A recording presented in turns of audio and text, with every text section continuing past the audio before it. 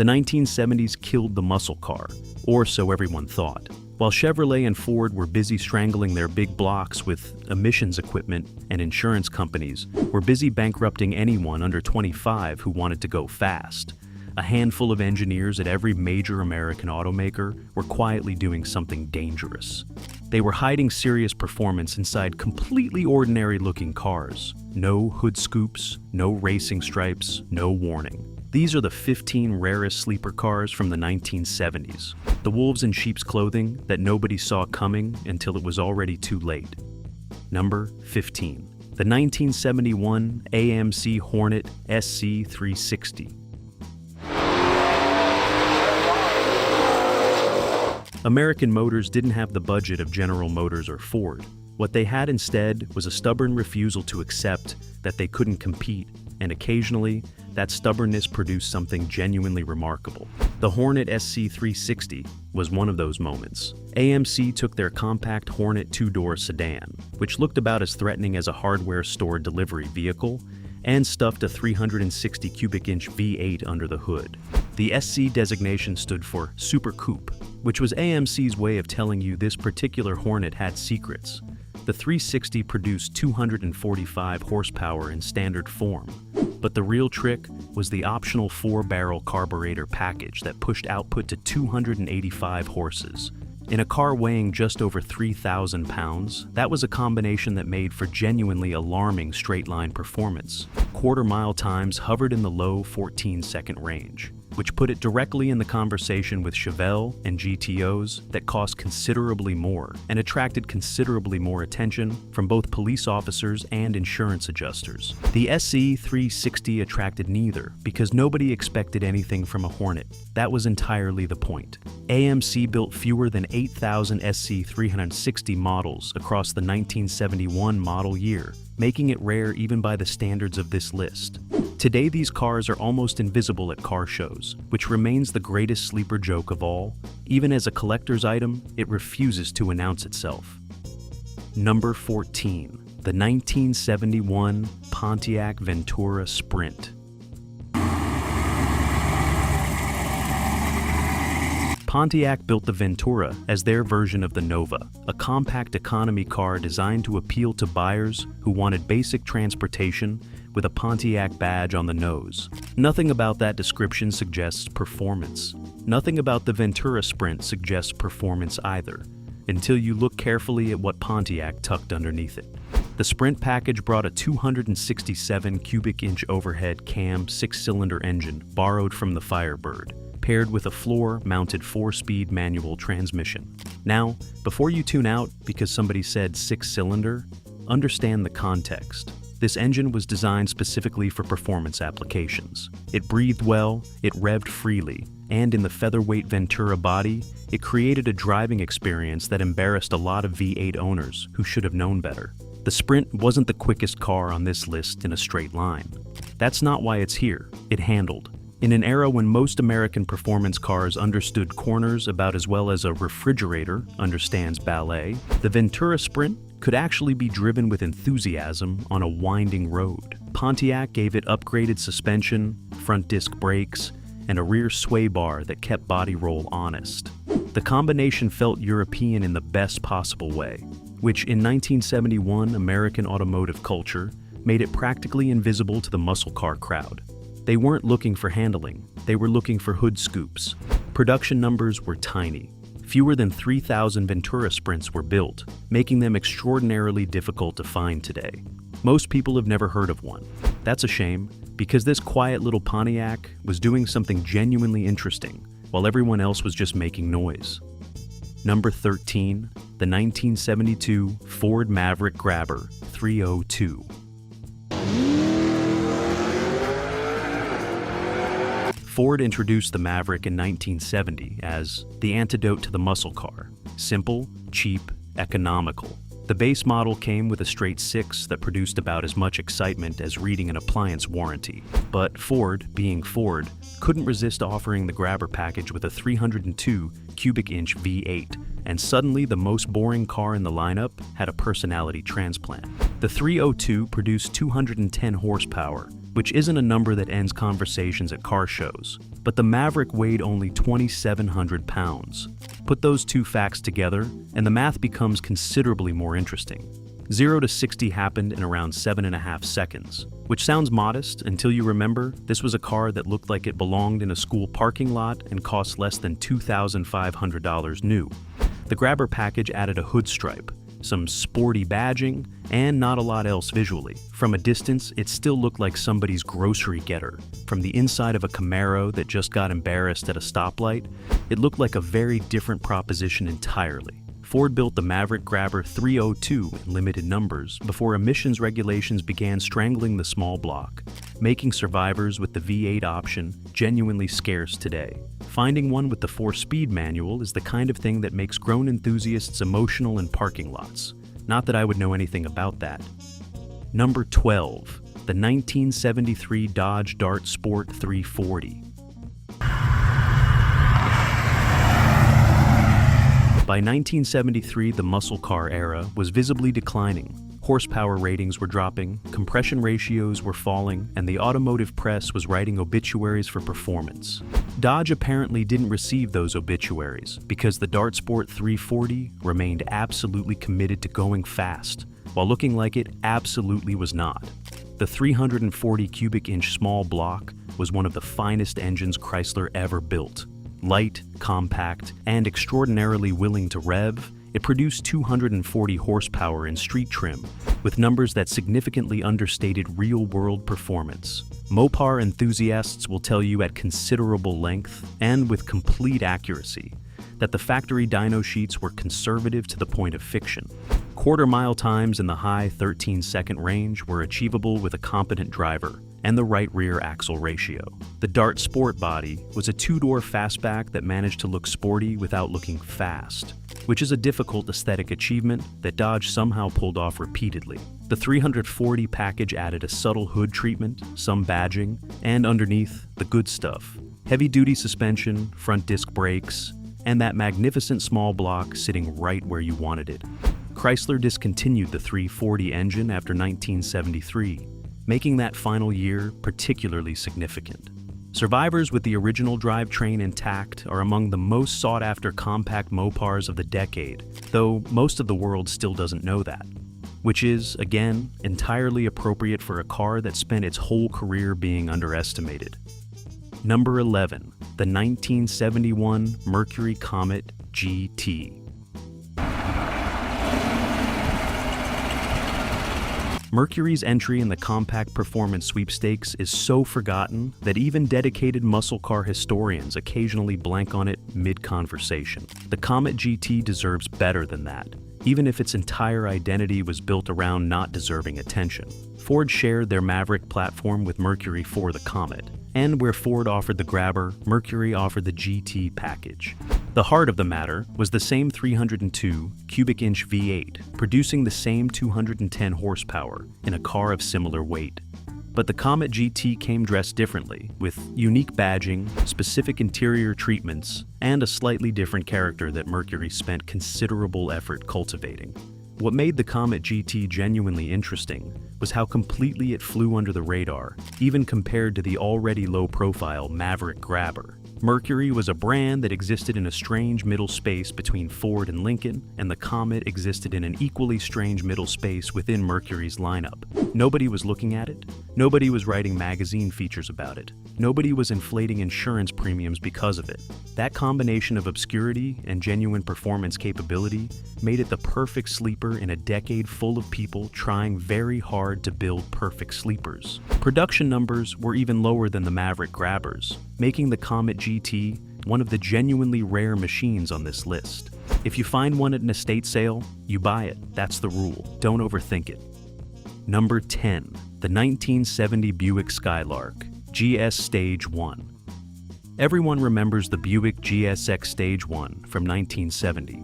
The satin yellow paint, the bold stripes, the hood tachometer, the 510 pound-feet of torque that made car and driver call it the fastest car they had tested all year.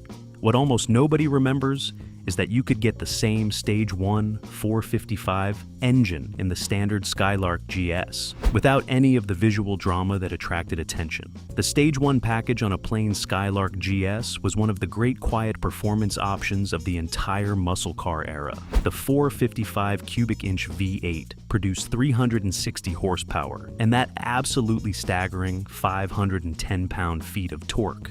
Numbers that, in the GS body, produced quarter-mile times in the low 13-second range. The car looked, from the outside, like a respectable Buick coupe. It looked like something a bank manager might drive to a golf tournament. It looked like absolutely zero threat to anything on the road. This was entirely deliberate and entirely brilliant. Buick buyers who wanted performance without the spectacle of a GSX had a perfect option, and the people they subsequently embarrassed at stoplights had absolutely no idea what had just happened to them. Buick only built a small number of Skylark GS models with the Stage 1 option, and finding one today requires patience, connections, and a willingness to outbid people who understand exactly what they're looking at. Number 9. The 1970 Oldsmobile Cutlass W31. The W31 is a name that even serious muscle car collectors occasionally look up to, verify they're remembering correctly. Oldsmobile built it in such small numbers and promoted it so quietly that its existence feels almost accidental. It was not accidental. It was one of the most carefully engineered sleepers the muscle car era produced. The W31 package centered on a specially prepared 350 cubic inch V8 that was unlike any other 350 in Oldsmobile's lineup. It breathed through a radical camshaft, factory cold air induction, and cylinder headwork that pushed output to 325 horsepower.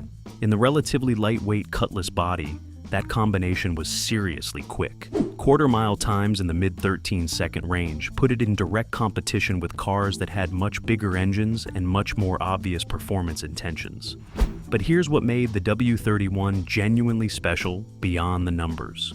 Oldsmobile built it specifically to compete in the NHRA's super stock class, which required a certain number of street-legal versions. That meant every W31 that left the factory was essentially a homologation special, a race car wearing a Cutlass suit. Most buyers had no idea. Most people on the street had no idea. The few drag racers who ordered them knew exactly what they had, and they used that knowledge mercilessly. Oldsmobile built fewer than 500 W31 cars total across its production run, making it one of the rarest factory performance packages of the entire era. Number 8. The 1970 Plymouth Duster 340. If the Dart Sport 340 was a wolf in sheep's clothing, the Plymouth Duster 340 was a wolf in slightly sportier sheep's clothing, which is to say it looked a little more aggressive than the Dart, but remained fundamentally committed to not telegraphing its intentions to people in the next lane. Plymouth introduced the Duster in 1970 as a fastback companion to the Valiant, and the 340 package transformed it into one of the genuine bargains of the muscle car era.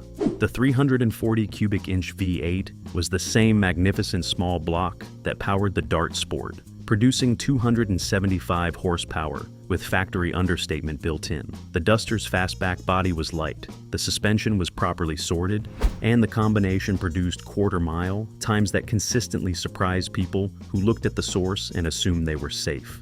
The Duster 340 sold in reasonable numbers initially, which means it doesn't qualify as rare in the traditional sense. What makes it rare today is survival rate.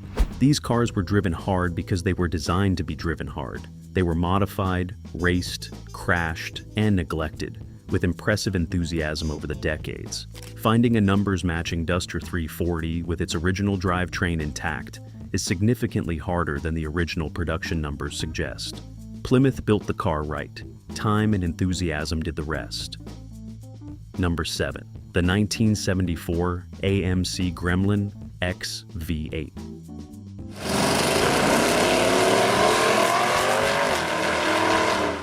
Stop laughing. I'm serious. Put the Gremlin jokes away for approximately 250 words and hear this out. because the story of the Gremlin X with the 360 cubic inch V8 is one of the most unexpected performance narratives of the entire 1970s. AMC introduced the Gremlin in 1970 as their subcompact entry, a car designed specifically to compete with imports on price and economy. It was stubby, it was odd-looking, and it became the subject of jokes that have outlasted the company that built it by several decades.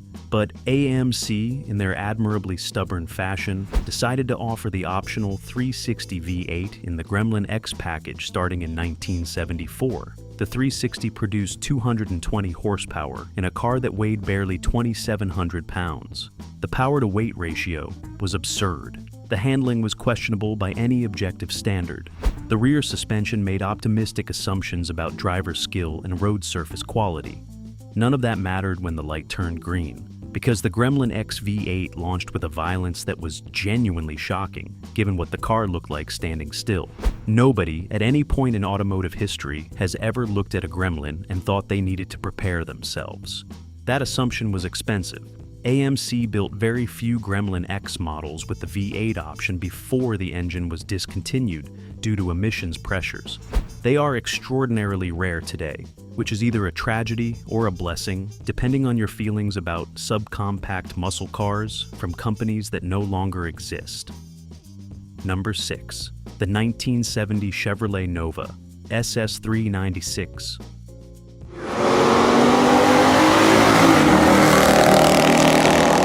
The Nova occupied a peculiar position in Chevrolet's lineup throughout the muscle car era.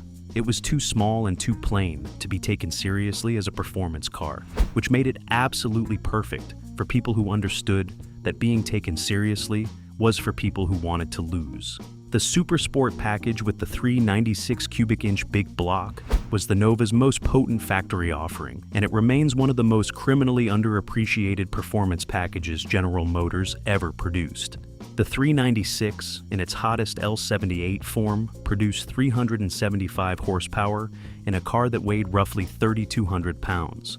Those numbers produced quarter-mile times in the mid-13-second range, which was Chevelle SS territory, from a car that cost less and attracted approximately none of the same attention. The Nova SS396 looked sporty, but not threatening. It had badges and a black grille and a certain aggressive stance, but it didn't scream big block performance the way a Chevelle did. Street racers who knew what to look for understood the combination immediately. Everyone else just saw a compact Chevy coupe at the stoplight. The L78 version was a specific factory order that relatively few buyers checked on their option sheets, making genuine examples increasingly difficult to verify and locate today. When you find one, the documentation matters as much as the car itself. Number 5. The 1971 Ford Torino Cobra 429.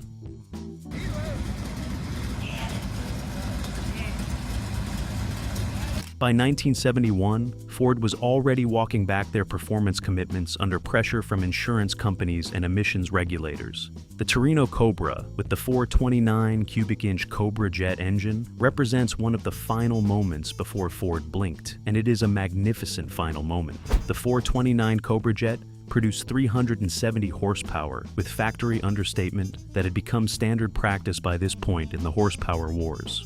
Real-world output was meaningfully higher. And in the Torino's fastback body, the combination produced performance that embarrassed significantly more expensive machinery. Quarter-mile times in the mid-13-second range were achievable, and the 429's massive torque made rolling acceleration genuinely devastating in ways that pure horsepower numbers couldn't fully capture. What made the 1971 Torino Cobra a sleeper rather than just a fast car was context.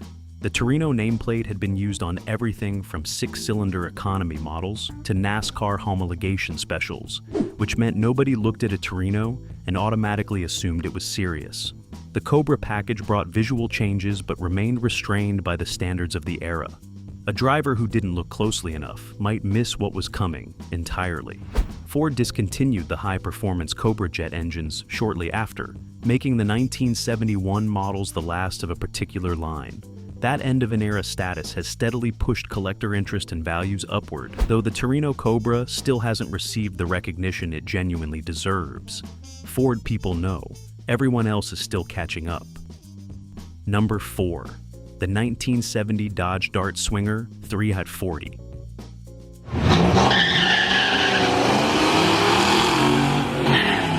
The Dart Swinger was the budget option in Dodge's compact lineup. The name suggested a certain 1970s cultural moment that we're going to politely acknowledge and immediately move past. The performance, however, deserves no such discretion. Dodge took the Swinger body, which was the hardtop version of the Dart and the lightest configuration available, and bolted in the 340 cubic inch small block that had been making a quiet reputation for itself throughout the Mopar lineup.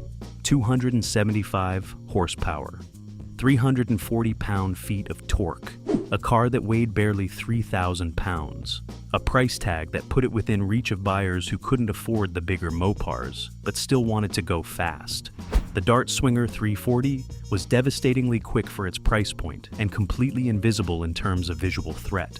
It looked like a practical compact car because it was a practical compact car that happened to have a race-bred small block between the front wheels. The suspension was upgraded, the brakes were adequate, and the transmission choices included a 4-speed manual that made the driving experience feel genuinely purposeful. Chrysler's decision to discontinue the 340 after 1973 gave these earlier cars particular significance. The 1970 Swinger 340 specifically represents the engine at its peak, before any emissions-related compromises softened its character. Numbers matching examples are becoming increasingly valuable among people who understand Mopar history, which means the window to acquire one at a reasonable price is closing faster than most people realize. Number 3. The 1972 Pontiac Le Mans Sport.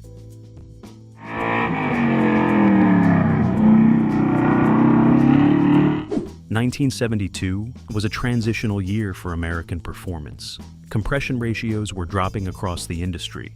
Horsepower ratings were switching to the new SAE net measurement system, which produced numbers that looked dramatically lower than the previous year's gross ratings and caused considerable confusion and heartbreak among enthusiasts. Against that backdrop, Pontiac quietly continued offering the Le Mans Sport with engine options that retained genuine performance capability, while wearing the most ordinary possible exterior. The Le Mans Sport, with the 400 cubic inch V8, produced 250 horsepower by the new net rating system, which translated to real-world performance that the number significantly undersold. Quarter-mile times in the mid-14-second range were achievable in stock trim, with easy modifications dropping those times considerably further. The car rode on Pontiac's intermediate platform with suspension tuning that provided more competence than its unassuming appearance suggested. What made the Le Mans Sport a true sleeper was the complete absence of visual drama. No judge graphics, no ram air hood, no aggressive badging that telegraphed performance intent. It looked like the kind of car a careful parent might buy for a responsible teenager, which is exactly the kind of car that could make a GTO owner question their assumptions at an intersection. Pontiac built the Le Mans Sport in numbers that seemed reasonable at the time and seem increasingly small with the passage of 50 years. Finding one today with a 400 engine and a manual transmission requires genuine effort and a network of people who care about cars that the general public has largely forgotten existed. Number 2. The 1970 Buick Grand Sport, Stage 1, 455.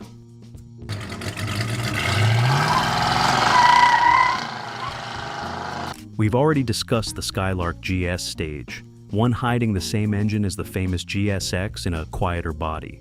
The Grand Sport Stage 1 deserves its own entry because it represents something slightly different. This was Buick's full intermediate platform, a larger car than the Skylark, wearing conservative styling that virtually screamed responsible adult transportation, while concealing the most torque-rich engine available in any production car that year. 510 pound-feet of torque. Read that number again. In 1970, no muscle car offered more twisting force than the Buick. Stage 1 455, not the Hemi, not the LS6, nothing.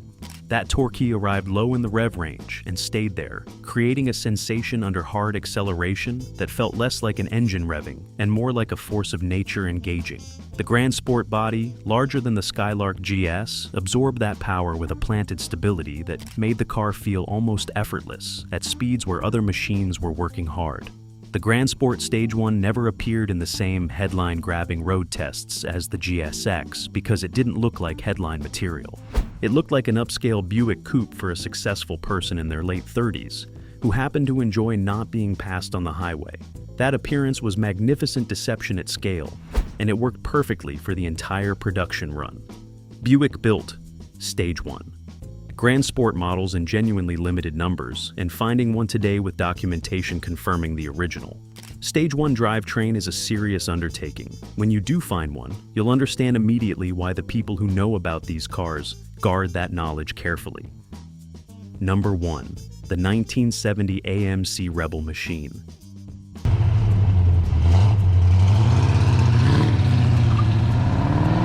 And here we arrive at the greatest, most gloriously bizarre sleeper on this entire list. A car that was simultaneously the most obvious and most overlooked performance machine AMC ever built.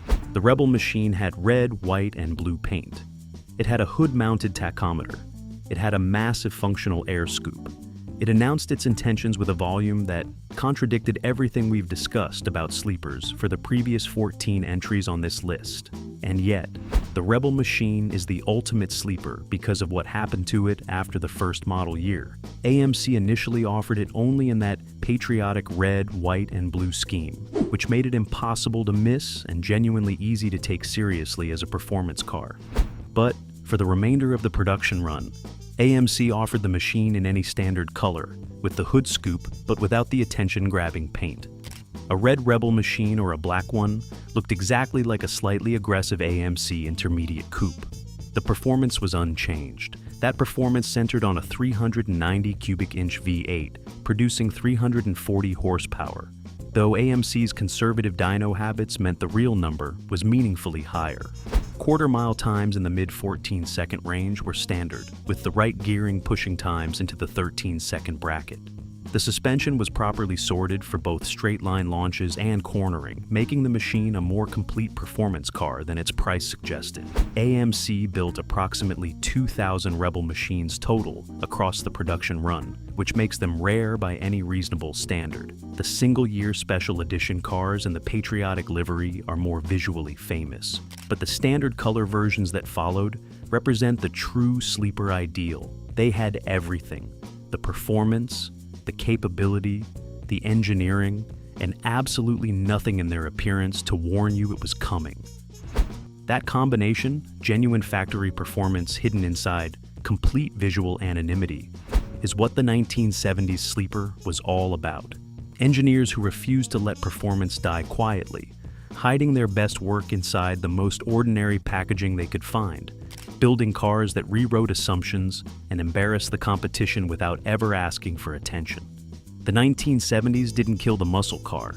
It just taught the muscle car how to hide. And these 15 machines were the best students in the class.